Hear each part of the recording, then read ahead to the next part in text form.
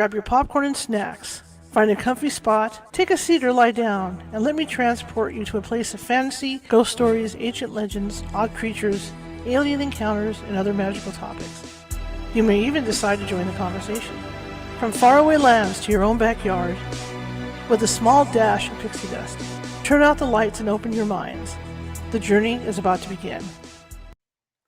Well, hey, welcome to California Haunts Radio. My name is Charlotte. I'll be your host. Hang on a second, push my buttons. There we go.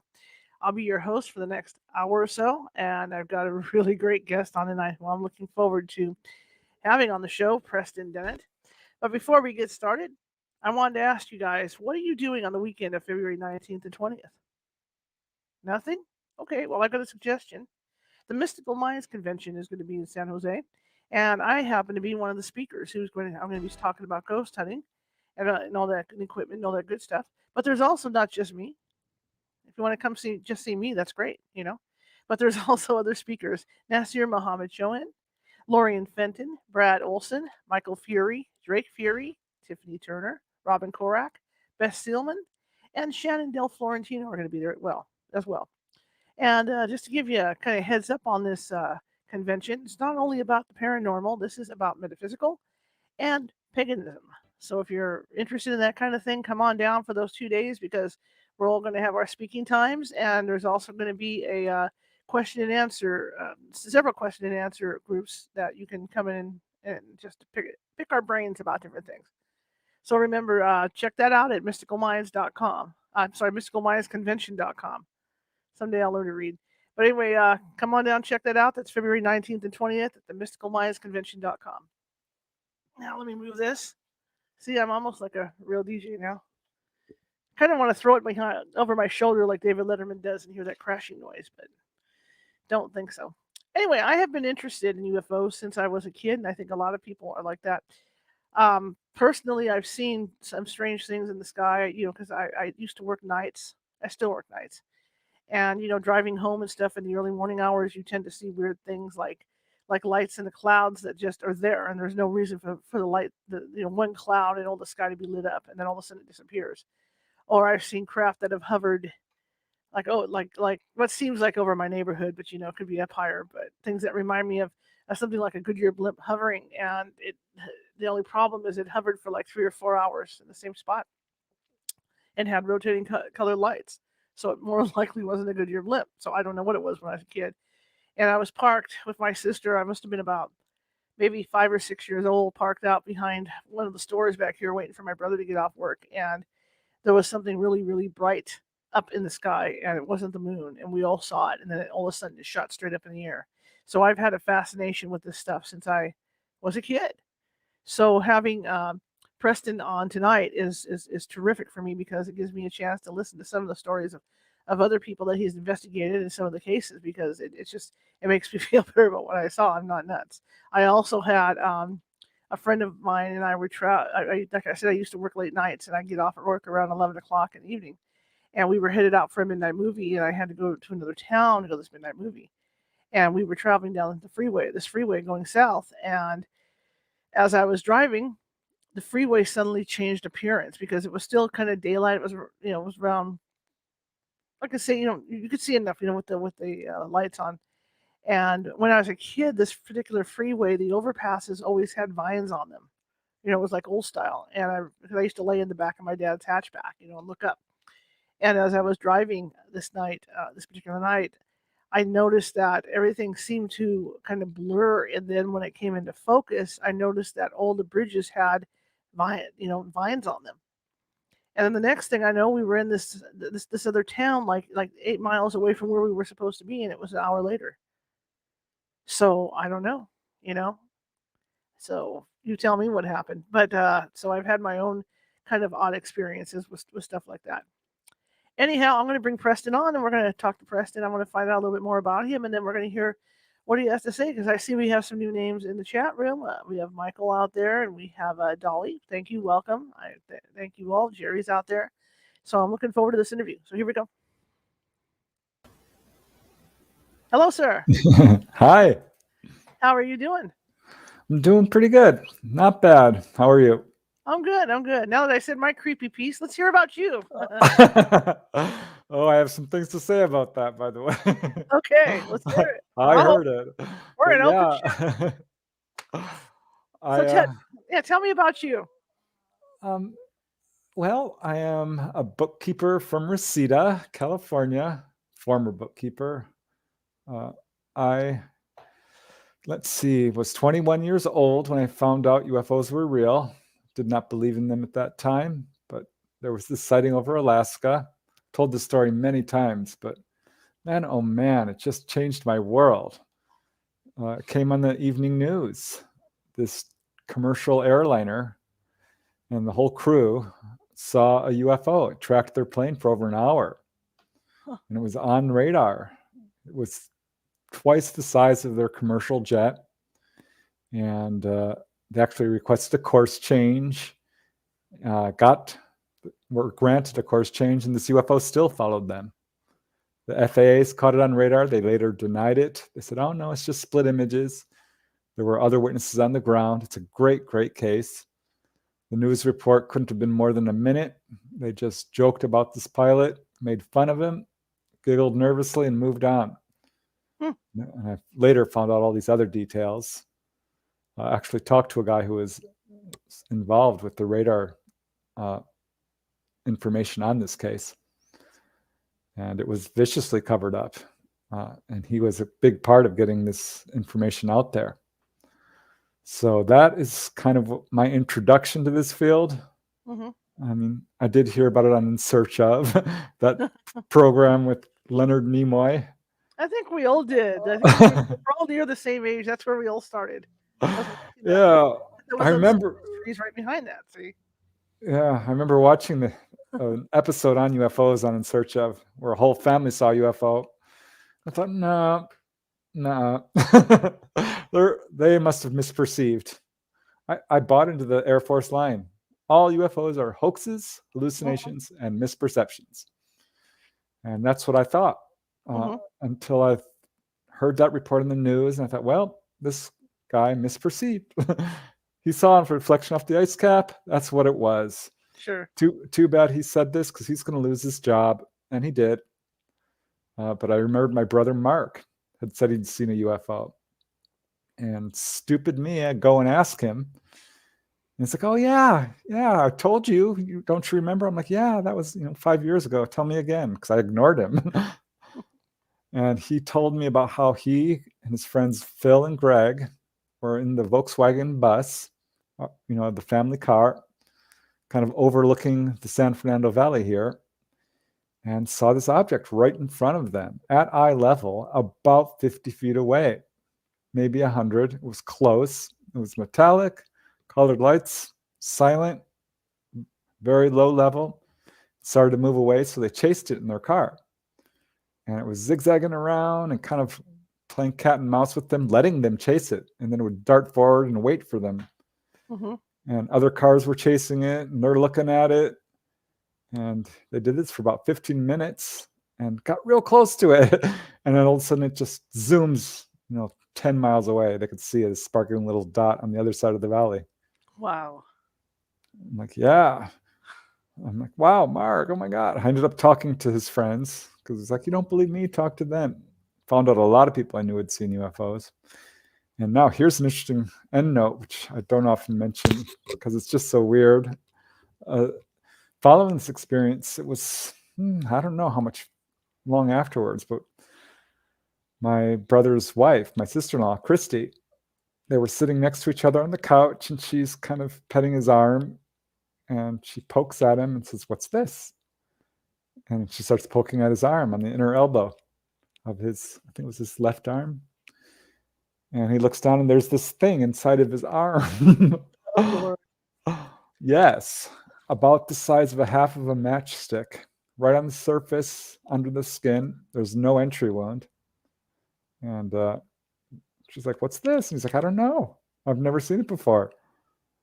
And they ended up telling me. I'm like, what? Mark, maybe that's an alien implant. He's like, "What do you mean?" I'm like, "Well, you saw a UFO and you were close. And whenever anyone sees a UFO within a couple of 100 feet, your chances of actually having been taken on board or having some level of contact or contact in the future go way, way, way up. Mm-hmm. So I ended up taking him to a doctor who was also a UFO researcher. And I'm like, here, examine my brother. Look at his arm. My brother holds out his arm, and the doctor starts poking at it, and he goes, oh my God. I'm like, whoa. I did not expect him to be so impressed, but it was impressive. I mean, you could actually palpate this thing. You could touch it and feel it. And he, of course, asked the standard questions. Did you hurt yourself? He's like, no. It's on the inside of his arm. How are you going to get something there? It'd be on the, elbow or something. And he said he would diagnose it as a foreign body.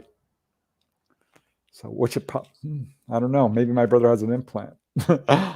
That's really scary when you go to the doctor and the doctor's shocked because there's something under your skin. That would scare the hell out of me. Right. Well, it turns out his wife, my sister-in-law, has had contact as a little girl when she was, I think, 11 years old.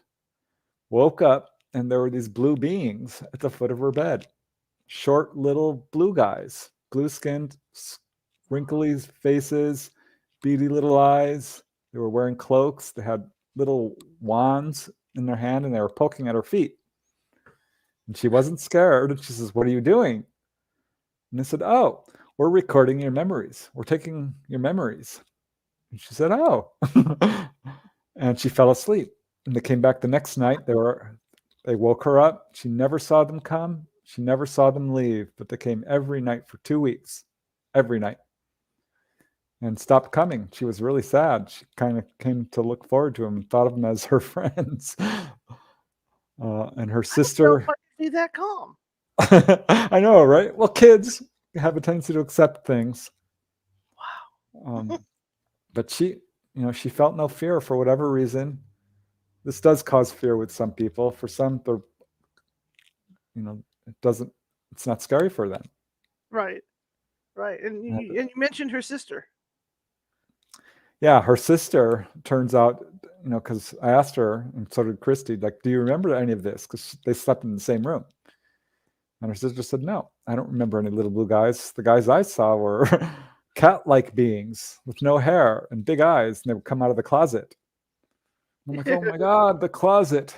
I can't tell you how many people I've talked to who've had encounters are deathly afraid of the closet. And because that's where they'll come out of. They use it as a portal.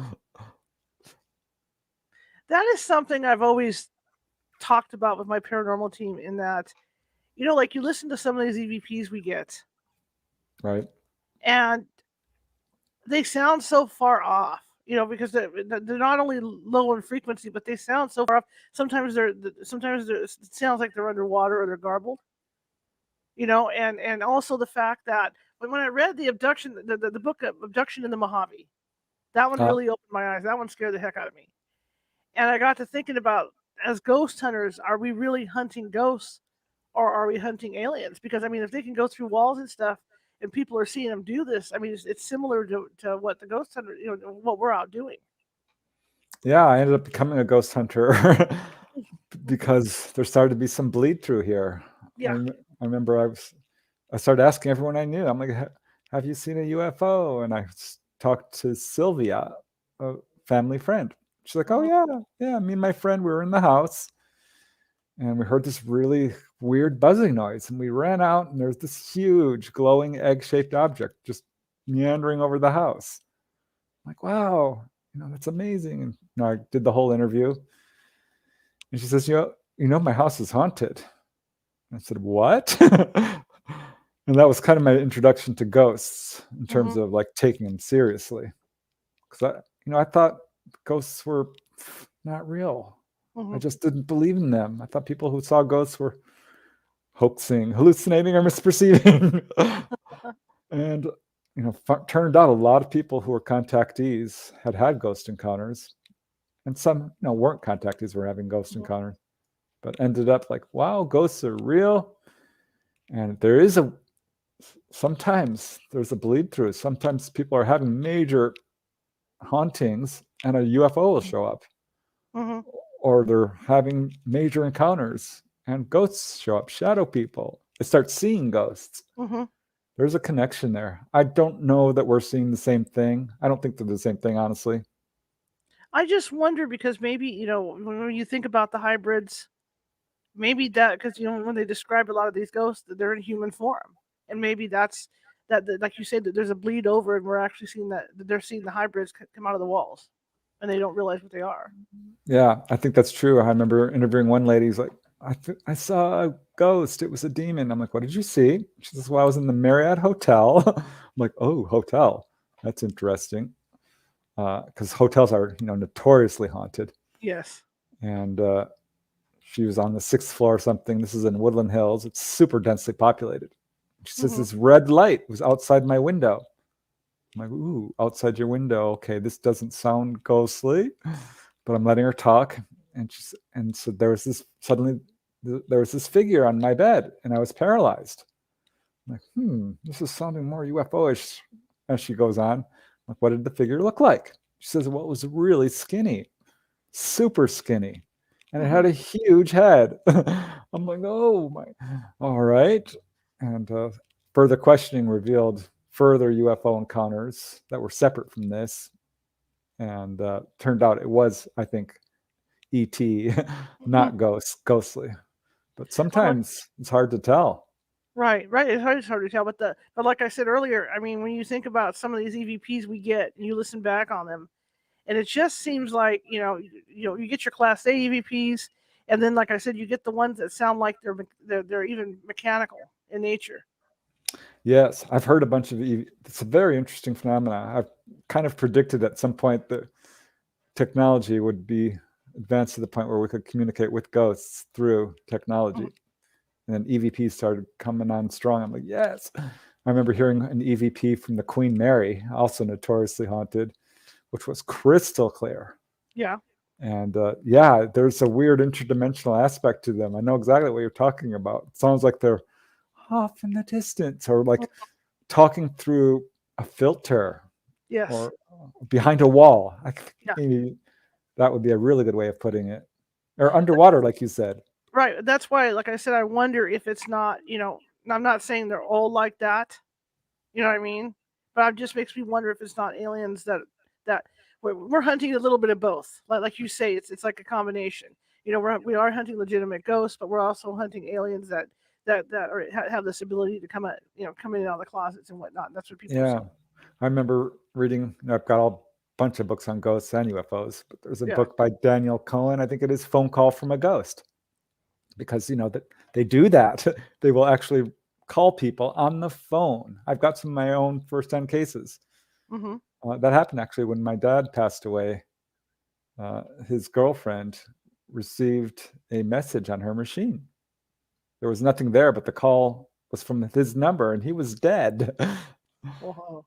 So she had to tell me this, and I'm like, wow, that's amazing. And researching UFOs, I got a case of a guy who was receiving all these weird calls on his phone. It said no number, and ETs came online and said, we are coming. And I'm like, oh my God, is this true? So I did my research, and like Bud Hopkins, famous abduction researcher, has a case. So does Raymond Fowler, Betty Andreasen, famous abductee. There's a bunch of cases. Jack Sarfati, leading physicist, quantum physicist, had that happen to him. He says he owes that phone call to his interest in quantum physics. So yeah, there's again that weird commonality. And real quick, I remember one case. These people called me from Illinois, rather. Going crazy, like, we need help. We don't know what's happening here. I'm like, okay, what's happening? He said, well, we've got doors opening and closing and lights going on and off and footsteps. I'm like, okay. And they said, there's this object that's hovering over our house. I'm like, because it was full on haunting. This is what they're telling me. And then they hit me with that. I'm like, oh, what do you mean? Like, there's this light, this object. It keeps coming over our house. And they were describing a UFO. So I was all full on ready to say, oh, you've got ghosts. And I'm like, oh no. This is one of those cases which are mixed motif, maybe is a way of putting it, where I don't quite know what to make of it. I honestly don't. Part of me thinks, well, these UFOs are showing an interest in this haunting, and they're coming down to check it out. Right. Part of me thinks, well, perhaps, this is the ETs who are opening the doors and are walking around invisible. This happened to Kenneth Arnold, who saw UFOs over Mount Rainier and popularized the term flying saucer. He had a poltergeist outbreak in his house following his sighting. And I know other cases like that. I talked to one guy, he had a UFO land in his backyard. Bigfoot, honest to God, showed up the next day in the backyard, same place, and he had a huge poltergeist outbreak. Wow. Can someone please explain this to me? What is going on here? Right. I just wonder too if they get the particle, how, because we always talk about, as ghost hunters, we always talk about how, the EMF, when it's high, you get better results. Like after a rainstorm, when there's been an electrical storm or something like that, that maybe, with a UFO, with a ship landing like that, it might change the particles in the air too, to raise all that. Yeah, I've got several sort of theories that I'm working with.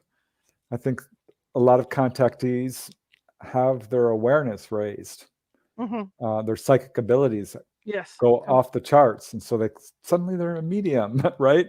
And they can see ghosts, and so their bioelectric field is also enhanced, so they will affect electromagnetic instruments, TVs, light bulbs will blow out.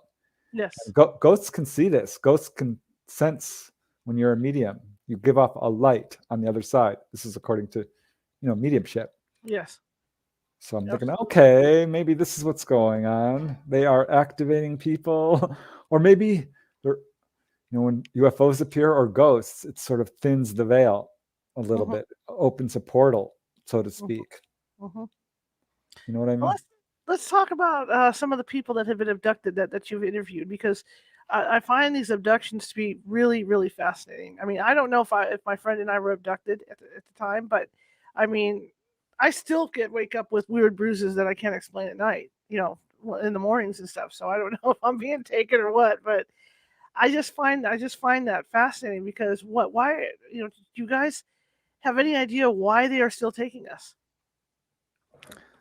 Yeah, I think that they follow certain people for a number of reasons, because they're doing good work for humanity and they want to make sure they're healthy and will heal them or guide them, or they have an interesting genetic line which is beneficial to humanity, in that it's got genes for long life, or genes that are very well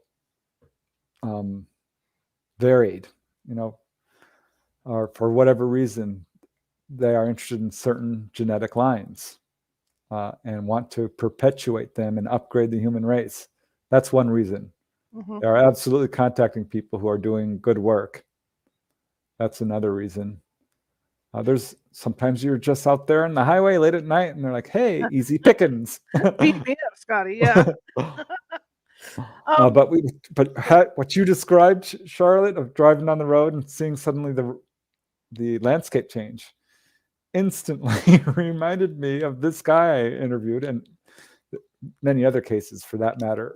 But it was almost exactly like what this guy described from Hawaii, but he was driving through New Mexico and he sees this light ahead of him on the highway. This is on a desert highway late at night. I think it was Highway 80, if I'm correct. Anyway, that's not important. He saw this light ahead of him. He's like, what's that? That looks weird. And it zooms towards him and it's over his car. He's like, oh my God, this is strange. Sent on a beam of light on him and he zoomed away, freaking out. It was in an Oldsmobile. He floored it. And he's driving up towards Highway 40 to get to Albuquerque. And he's like, about 2 hours away, right? He estimates it's going to take him 2 hours to get to Highway 40 or so. And suddenly it's flat. This is flat. And suddenly he sees the landscape changes. And there's mountains and trees. And it's curving and there's gorges. and he sees this wall of fog coming towards him, like this cloud roiling towards him, and it sweeps over his car. Mm-hmm. And next thing he knows, he's farther along the highway, and he's looking at his clock. He's like, wow, I'm already hitting Highway 40. How is this possible? And he did end up being taken, and would wake up with scars and marks on his body too, by the way. That's a sign. Yeah. Just saying. Always every morning I'm just like, whoa, there's another one. Yeah. They're just checking up on you. Want to make sure you're doing good. Take me. All I have is my little old radio show, my ghost hunt group. So that's about all I can offer to people. And your smile, your positivity. We all play a role, I think. I keep thinking I'm going to wake up on one time and I'm going to see a bunch of little me's running around. That's what I think. Well, you never know. Because you hear these stories with people, getting taken, and then they're showing their kids. It's just like, wow. That's one of their agendas. Yeah. How do you, because you've worked as a field investigator for MUFON. So when you're called out on a case, how do you tell if somebody is yanking your chain or not? Yeah, well, experience helps. When you're first doing it, you're pretty much floundering a little bit, because there's not a whole lot of training. I mean, they gave me a test basically, but when I took the test, they just kind of handed it to you. It's a take-home test. I'm like, well, this is going to be easy. It's 200 questions or so. It was on mostly UFOs, which I aced that part. Well, I aced the whole test, and I did miss 2 questions, and one I'm so mad because I put the wrong answer and I knew it. But it was on photography, on astronomy, on meteorology, psychology, all these subjects, but didn't really give me a whole lot of interview techniques, which I had to learn over the years. And you can, to a certain extent, verify a person's story. There are ways to do it. And how I normally will do it was do a pre-interview, which is generally not recorded, because I'm just sort of feeling them out and I'm taking notes and seeing if their story is, interesting or legitimate, or do I think they're telling the truth? And one thing you can tell off the bat is people are very reluctant to talk. They will say, please don't use my name. They're not seeking money or publicity. They are nervous. And often, especially if a person has a major encounter where they're like taken on board or CETs or had missing time, they will say something like, I have no history of mental illness in my family. I just want you to know that. Or I've got a really good job. I'm a police officer, or I'm a medic. I'm a teacher. I'm a professor at college. These are good. I always love it when I get a military witness, because that is a level of credibility to their story, and you can verify their employment. And that's one way. So they'll often say, I've never told this to anybody. My wife doesn't know. I haven't told this to anyone. They will cry. So if they're lying, they're good actors. And yes, people can be good actors, but you start to realize when someone is telling the truth from their emotional reaction. And then you do the second interview and you see if their story changes. And then you see if there's any other witnesses. And if there is, boy, you are blessed, because that is a great way to verify a person's story. If you have 3, 4, 5 witnesses to a sighting, they will corroborate each other. And they rarely tell the exact same details. And if they did, then I'd be suspicious, because it would be clearly rehearsed. Right. Because people remember different segments. It's just like any police officer will tell you who investigates a crime or a car accident. Some people will say, oh, the car was blue, and the others will say, no, it was green. Oh, the guy had a beard. No, he was clean shaven. So people do give different details, but will essentially say, oh yeah, it ran the red light. It can't, they will, in their basics, tell the same story. And so that's another way. And my mom was a marriage and family and child counselor, had some psychiatric training, which, and I was super interested in everything she could tell me. So that was helpful because I was able to recognize when someone is just flat out, schizophrenic. And you have to ask the hard questions, like, were you on drugs? Did you happen to have taken LSD? Which is a difficult, because you hate to ask that, but you have to play the devil's advocate. And that has turned up. The guy was telling me this incredible encounter, and he offered it up. He's like, I should tell you, we had taken LSD that night. And I'm like, oh, that's too bad, because I honestly thought he probably had seen something. Right. But I couldn't go there because, it's a hallucinogenic. It destroyed your account, unfortunately. And yeah, you begin to recognize mental illness, or someone's like, I've got the best story ever. I'll let you interview me for how much can you pay me? Yeah. Nothing. I'm not interested. Thank you. So there are all kinds of techniques, but the best one is just digging deep into their story, because there are little red flags, little pointers, little details that are perhaps not super well known in the media, especially back in the day when this wasn't publicized. Like what the inside of a UFO looks like what happens to you when you're taken on board.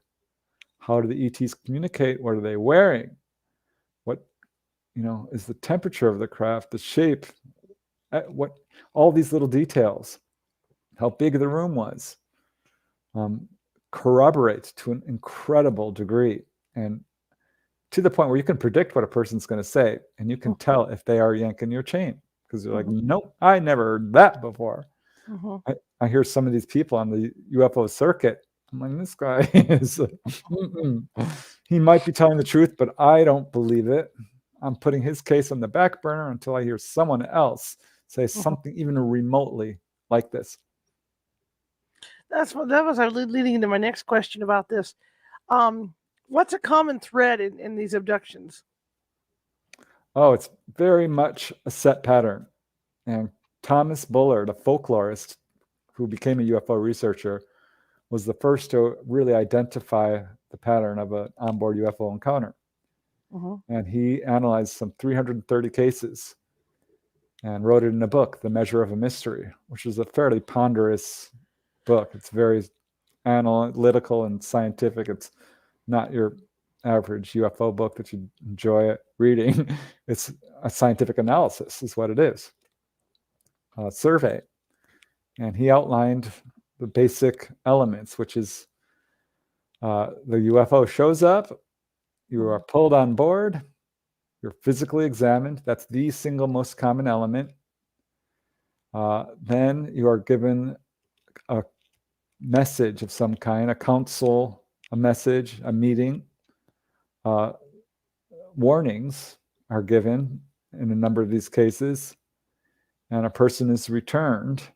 And often they will have some physiological effect, such as eye irritation, or a bruise, or a scoop mark, or a scar, or even implants. And there's all kinds of, can go a lot more in depth into that. Like the inside of a UFO, as a general rule, is described as being rounded walls, where by that I mean not like round, but there's a flat floor which curves up into the wall, which curves up into the ceiling, and there are no seams. It is as if it is made out of one solid piece of metal, usually described as white, sometimes pastel blue, sometimes sort of a steely color, gray, steel, metallic, or copper, bronze, a bronzy color. That comes up fairly frequently. People will describe it a table that they're laid out on just as often as a dentist chair. And that's not super well known. And here I am blabbing it, but often people don't describe what people think is going to happen. They're like, no, it's actually a dental chair. I'm like, uh-huh. Could you describe it? And they describe the same little details. There are medical instruments that they use on people, which I've heard 1,000,000 times. They're the things they say. The very first thing that ETs say, I've heard everybody tell me. It's always the same. Don't be afraid. Do not be afraid. We're not here to harm you. No harm will come to you. Have no fear. That is what they will tell you first, right off the bat. That's really interesting to me. I mean, if I have been aboard, obviously I don't remember, what went on. So I probably would have to have hypnosis done to remember all this stuff. How many people, in your experience interviewing abductee or alleged abductees, how many people are able to remember what went on, and how many people have to go under, say, hypnosis to remember? It's not an easy question to answer like Okay. in black and white, because the fact is pretty much everyone who goes under hypnotic regression to remember their so-called missing time, which does happen, of course, have some memory. They remember the UFO coming down. They remember perhaps being put back in the car. They will have flashbacks of being laid out on a table, of eyes looking at them. So almost everyone has some memory of it. Not there's a 10, 20% don't. Zero memory. A UFO will show up, boom, missing time. They don't remember anything else. No dreams. They may have a phobia of, mannequins or short people, or remember those paintings with the big waif-eyed children? Yes. Or Muppet nightmares. I had a number of people tell me they had Muppet nightmares. So there's little clues like that, but sometimes nothing. I mean, there's one guy, Bud Hopkins, interviewed, who had all he remembered was a terror of this certain stretch of road. He didn't remember a UFO. He remember missing time. So, but usually everyone will have some level of recall. And I would say about 80% have memory problems. 80 to 90% have some memory. I don't want to call it memory loss. I would call it, what would I call it? I don't even want to call it memory suppressed. They're not remembering. Well, yeah, I'll call it memory suppressed. The memories aren't being erased, is what I'm trying to say. Okay. They're in there. But what happens is when a person is taken on board and they have a strong fear reaction, is they will shut down. Or they will choose not to remember, and the ETs will oblige you. They don't want to frighten you. The last thing they want you to do is freak out. So they were like, well, this person's super scared and they're lashing out, they're trying to kill us, so they have to render them paralyzed sometimes. And they're like, okay, let's examine them, let's heal them, let's give them their message, and then put them back and make sure that they don't remember, because they don't want to remember. They're not ready. They are freaking out. And this happens quite a bit. And people will, following their experience, 2 weeks later, the next day, 2 weeks later, a month later, a year later, 2 years later, 20 years later, will have a cue, a trigger, and will suddenly remember. And sometimes they'll remember, like the ET's telling them, you will not remember until 2 weeks, at which point you will remember. And other times they'll say, you will remember when the time is right. So some people have spontaneous remember without hypnosis. So, but yeah, there's a good 10, 20% who have pretty good recall, still have missing time, usually, but remember essentially the experience in its details. And a very small portion remember everything. I'm interviewing a lady right now. She's the subject of my next book. She remembers it all, more than anyone I've ever interviewed, more than anyone I've ever read about. So I'm super excited for this next book. But yeah, a lot of people have memory problems for sure. Hypnosis does work in the right hands. I would underline that. Okay. My other question on all this too, you hear about the big cases, the Barney and Betty Hill, Travis Walton, these other cases. What cases is there anything you can tell me about a case that you've handled that really sticks out in your mind of something that happened to somebody? Wow. Yeah, there are so many cases. I love the more extensive ones. I just find them really fascinating. One guy, well, let me see, a guy from Utah who I interviewed by the name of Don had a very interesting experience. At age 24, he was pulled on board with his 4-year-old son. And there was a gray who was there who he recognized as his teacher, his guide, his friend.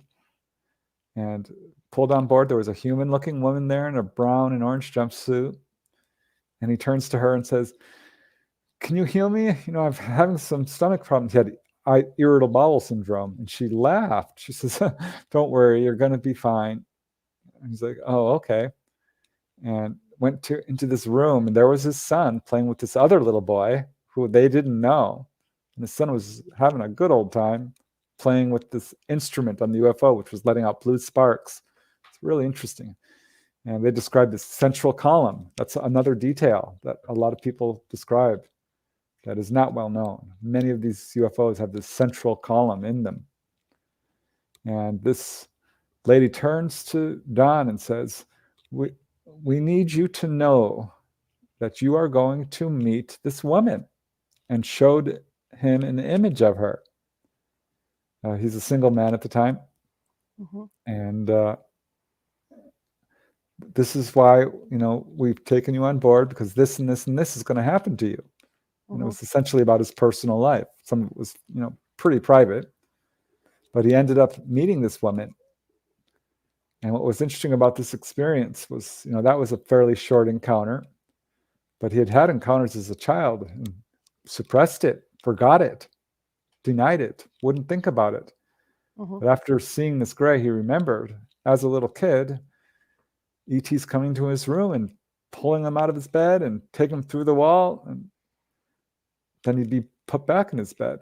And that's all he really remembered, except one time he was, let me see, I think he was 10 years old and was sleeping in the front yard with his friend and, sort of camping out in the front yard. And UFOs showed up. And they ran inside to wake up the parents. And the parents wouldn't wake up, and in come the grays. And that's all he remembered until he went under hypnosis and recalled being taken on board. And there were other children there. And he was taught telekinesis, how to do telekinesis. And shown all this ET technology and how to operate it. And at age 14, he had another experience where all he remembered was being confronted. He was out hiking in the hills in Spanish Forks, Utah, and came upon a herd of skunks, and they chased him down the mountain. That's all he remembered. But now, after this experience in 1984, he remembered that it wasn't skunks at all. It was grays, and the grays pulled him on board a landed UFO. And he says, "Preston, this thing was exactly like Bob Lazar describes in his drawings of the UFOs he saw at Area 51. You know who Bob Lazar is?" Yes. So he's like, "I totally believe Bob Lazar, because what he described was exactly the type of ship. They took me on board. There were screens all around it. And they took me out into space. And he met a hybrid gray. There were other children there, and they were teaching him again. And he saw human-looking ETs as well. They took him on a larger ship. Saw what he believes is his deceased father, which is really interesting. That's very few cases of that. But the best encounter, he's like, he wanted to see the mantis type ETs, because there's different types. There's grays, there's human-looking, there's mantids, and many other types for that matter. But those are the main type. Went out into the mountains. They had a little trailer and meditated and called down a UFO, and it worked. And suddenly there's mantis beings around them. He's like, one came up behind him And he's like, I want to see you. And the mantis said, no, you're not ready. And finally they left. And that night he was taken on board into a huge triangular craft. He says he goes inside, and there's this catwalk going from one corner of the triangle. There's 3 other catwalks leading to a central area. And there's this tall praying mantis, which leads him up to this podium, which has a ball on it, a glowing ball. And he says, what's that? And the mantis tilts his head and as if he's trying to find the word and says, déjà vu. And so he activates this ball and it starts playing scenes from Don's life, past scenes and future scenes. Wow. So, and then he goes to another room and he opens the door. It's like 10-foot door. It slides open like Star Trek. And he goes inside, and this laser type beam hits him and scans his body. And Don's like, oh, what was that? And the being tilts his head and searches for the right word. And he says, soap. So it's like a decontamination device, which I've heard from many other people. And then he goes to this other room, and there are, he said, 25 some beings sitting around this table.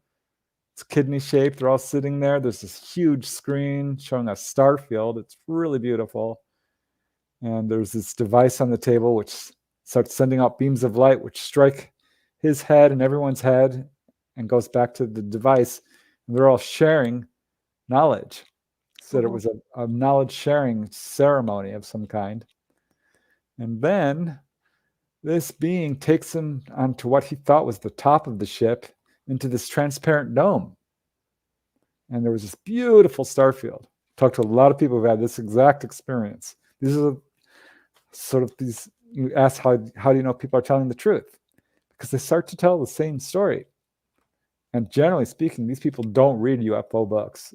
They stay away from them because, it's a little traumatizing in the beginning. And they're like, no, I don't want to read about UFOs. Are you kidding? It scares me. He had very benevolent encounters, Don. Very spiritual guy, very psychic. And the ET standing next to him, he says, would you like to see? And Don's like looking around like, okay, I thought we are. But he said, yeah, I would. And then suddenly everything was gone, transparent. The UFO had become completely transparent, and he was floating out in space. And I'm like, yes, heard this again. Here we go again. And he described hearing the song of the universe, the tone of the universe, sort of this om noise. I'm like, wow, I've heard this a couple of times too. And he said it was a really awesome experience and quite lengthy. So yeah, that's an onboard UFO encounter from a gentleman named Don from Utah. Wow. That's all I can say about that one is wow. That's incredible. I know, right? I want that. That would be so cool. I want one of them, and I want them to fix me. I want to go up and say, hey, I've got this going on with my health, fix me. That would be cool too. What do you think of crop circles? I'm not a crop circle researcher. I have not gone there to England or seen any firsthand, but I absolutely follow it because I do think it's probably related to all of this. I think they're clearly of intelligent design.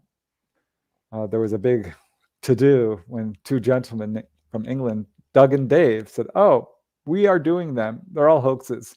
I laughed my ass off. I'm sorry. No, we know it's not Doug and Dave. There's far too many of them. They're of intelligent design. They're extremely complex, some of them. I mean, one was like the Mandelbrot set. It had scientific mathematical formulas all through it. And Dr. Levengood, a major crop circle researcher and scientist, took these stalks of wheat or whatever crop it was and analyzed them under electron microscopes and saw that the plant cells had been exposed to some type of microwave-like radiation. It wasn't specifically microwave. You couldn't quite duplicate it, but it caused the cell walls to burst, and he could tell a genuine crop circle from one that wasn't very easily by taking a sample. because the fake ones are trampled and bent over, and they don't show any changes in the cellular pattern. Mm-hmm. So, and you can tell the real ones because they are so well done. They're very beautiful. They're clearly meaningful. Some believe they have been decoded.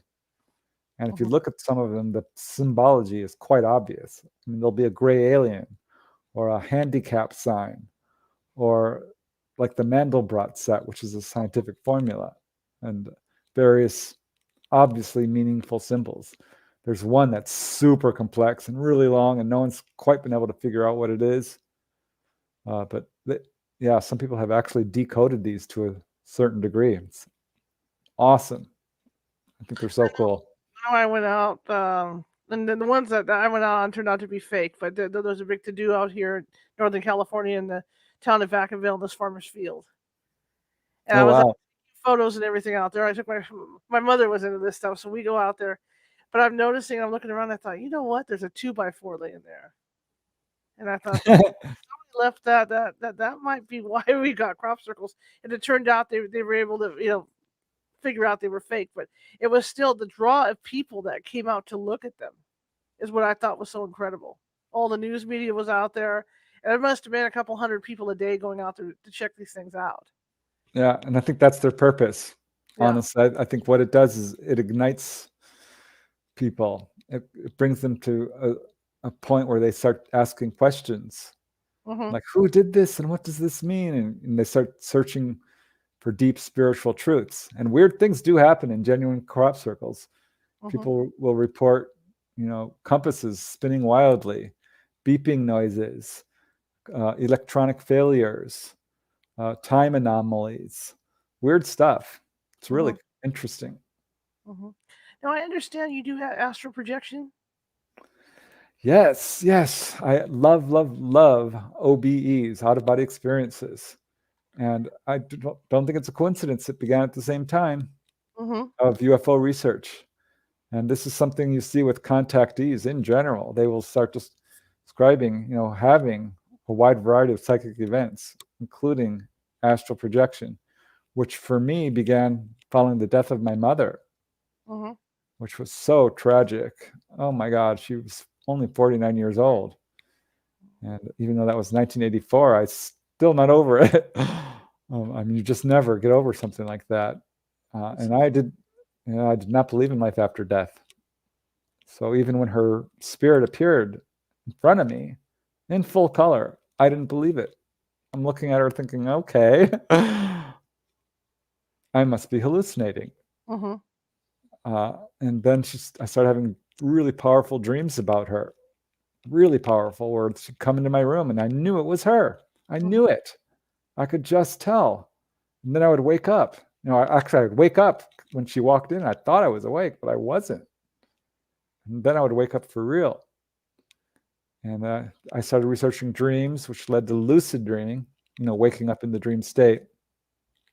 And then I found a book by Robert Monroe and other books about him having out-of-body experiences. I didn't even know you could do that. I'm like, what? You can leave your body? And is there truly life after death? I wanted to know. I wanted to meet my mom. So I started doing the exercises they outline in these books. And it worked. It absolutely worked. And I got really good at it. And I'm still doing it to this day. I wrote a book about this. I'm writing another. Oh my God, it's fun. It's so much fun, Charlotte. You have to try it. What's the most important lesson you learned while doing that? That we are immortal beings. Okay. That there's no need for fear. Because we all kind of live our lives in constant fear of dying. We are so scared of everything all the time. And there's no need for it. The universe is absolutely 100% safe. You cannot be killed. It's a lie. Death is a lie. That word does not actually exist. When you pass away, it's very much like walking through a doorway and boom, you're over the rainbow in Oz. It's that beautiful. It's gorgeous. It is like, I was looking online because I'm like, heavenly realms. I typed it in. I'm like, no, that's not it. None of this is right. So I'm looking for pictures, and the closest I could get were Japanese flower gardens, where they have the little bridges and the streams and flowers, and they're lit up from beneath. It looks just like that, except everything, there's no shadows, and the air sparkles, and it is exquisitely detailed. It is, the most important thing I learned is we are immortal. We truly, truly are. But there's a lot to learn from out about it. You learn your life path, why you come to Earth. You learn your past lives. That's so cool. So if you have like phobias or interests or anything, you learn like, oh, well, this is why I'm so, crazy interested in shipwrecks. In my case, I have every shipwreck books. I got them all since age 9. Yeah. I was, there's so much you can learn and do. You can meet your deceased loved ones. That's so much fun. I did go meet my mom. She took me on a tour many times, over and over again. I still meet her. I'm going to have to do that. I'm going to do that. What's your view on Charles Hall and his Millennial Hospitality series? All right. I generally try to shy away from commenting on researchers. Sure. But I will say that I did read his books, and I found them quite compelling. I suspect that they are truthful. He published them as semi-fictional. He says, I can't because I'll get in trouble. He was a government worker, a weather guy who worked, outside of Nellis. But judging from what he puts in those books, I suspect they're real because he fits the pattern. He became very interested in mathematics. He's like, I've got this whole new mathematical formulas. I've disproved some of these formulas from. That's something I see with a lot of contactees. They get all interested in science and quantum physics and mathematics and astronomy. And he talked about seeing, the ETs would go to Las Vegas casinos in disguise. And I'm like, yep. I ended up writing a whole article on that, ETs in public places, and putting it in one of my books. And I've got 5-10 cases of ETs at casinos, not just him. So I think he's very sincere, nice guy. I did hear him speak. I think he's probably telling the truth. The books are very interesting. Okay. But I don't know. I couldn't tell you. Sure. I wasn't there. I understand completely. At what age did you really become interested in UFO investigations or in the UFOs? 21. Yep. Okay. I was pretty young. That's when I heard that report in the news.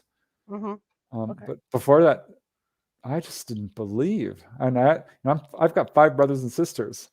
So I went down the line. I'm like, Jamie. He's like, no, they're not real. I'm like, Marco. Like, oh, yeah, I saw one. He's the one. I'm like, all right, Stephen. Nope, not real. Stop talking about UFOs. I'm like, I'm going out of body too. He's like, stop talking about that. They thought I was nuts. I'm like, Victoria, what do you think? She's my older sister. And she's like, oh, I've always believed in them. Don't you remember we had those encyclopedias when we were kids? The Childcraft, I think they were called. I'm like, yeah, I remember those. She says, they were in there. I'm like, oh, I don't remember reading that.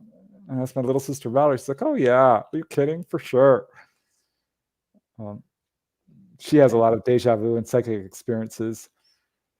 I never got to ask my mom, unfortunately. My dad was dead set against it. He's like, no, stop talking about UFOs. So, I didn't until I was 21 years old. Divided my family. There's people like that, You've written some books. How many books have you written? Oh, you're going to make me say it. All right, 28. Wow. 29. I just finished my latest one, which I'm super excited about a lady named Dolly, who I think may be in chat. I see her. And I'm so excited. I'm so glad that she was actually led to me. This is so freaky to me. But she, is in touch with ETs, and she's like, I think I want to tell my story. And they're like, okay, you understand that there's going to be some people who don't believe you. And she's like, yeah, I know, but I think it's important people know the truth is being misrepresented. I need to find someone. And they said, you will. And she's looking and looking. And they're like, no, that's not him. That's not him. You'll know it when you see him. And it was me. I'm like, wow. And because that had happened with another person and another person. And in fact, one guy from England calls me up one day.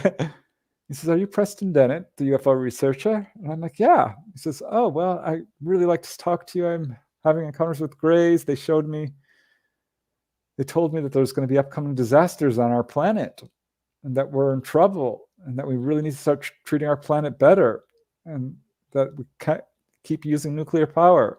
Have you ever heard anything like this? And I said, well, yeah, that is their number one message. And we talked about it for a while. And he says, I want to tell you one more thing. I'm like, okay. He says, I didn't know you. I don't know you. I've never heard of you before. But my Greys came and said, you need to talk to Preston Dennett. Wow. I'm like, you're kidding. He's like, no, they gave me your name. Ooh, can you imagine how that made me feel? I'm like, wow. What the Greys? Whoa. Yeah, that was a real whoa moment. I'm like, oh, because it's one thing to like feel like you're being led, but if they're using my name, they know about me. That's creepy. Oh, hi. I bet they're listening. I hope they enjoy the show. I do too. I'm a real nice person, really. I am. Just don't beam me up and do horrible things to me. I'm good. They don't do that. That's part of the problem. Yes, it's scary. It can be very scary. And I understand some people do have negative encounters. Some people do experience pain. I mean, when you're in a state of utter terror and somebody presses an instrument that you don't recognize against you, you're going to automatically feel pain, even if it's not. Because you're almost hypnotized at that point. You've hypnotized yourself into a state of pure terror. Hypnotists can burn you with an ice cube. They've proven this.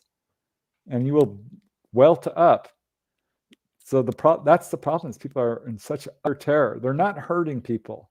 I have no accounts of sadism or torture, like, muha, muha, we are going to hurt you. No, it's the opposite.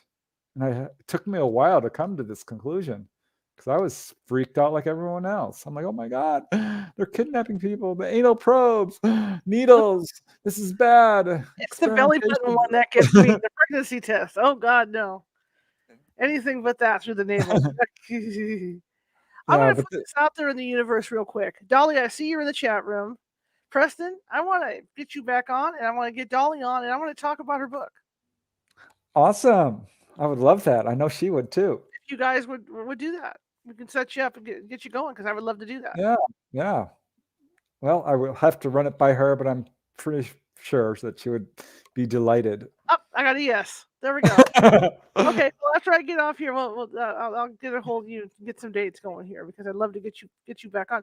You're so fascinating. I know you have a wealth of evidence and information. I mean, you've just been doing this for so long, and it's fantastic.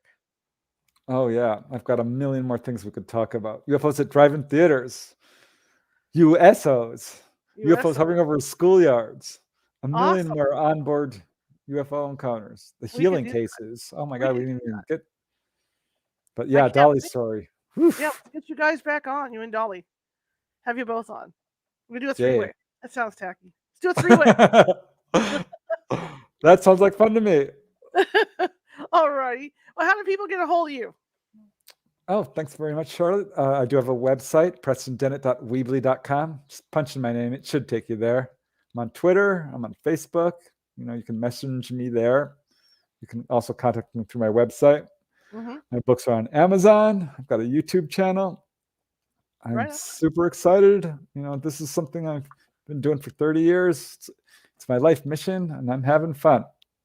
Fantastic. Well, again, I'm going to shoot you an email after the show so we can start setting up dates for you and Dolly and get coordinated on that, because I really want to get you guys on.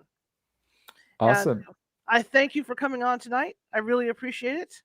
And like I said, let's get you back on, and I want you to have a good evening and a good weekend. I sure will. Thanks, Charlotte. I had a blast.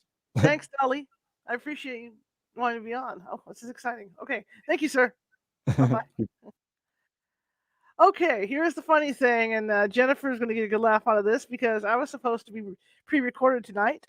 I've had a lot of family dynamic stuff going on, so I have been getting jumbled in my head about scheduling. So the pre-record is tomorrow. Tonight is my birthday.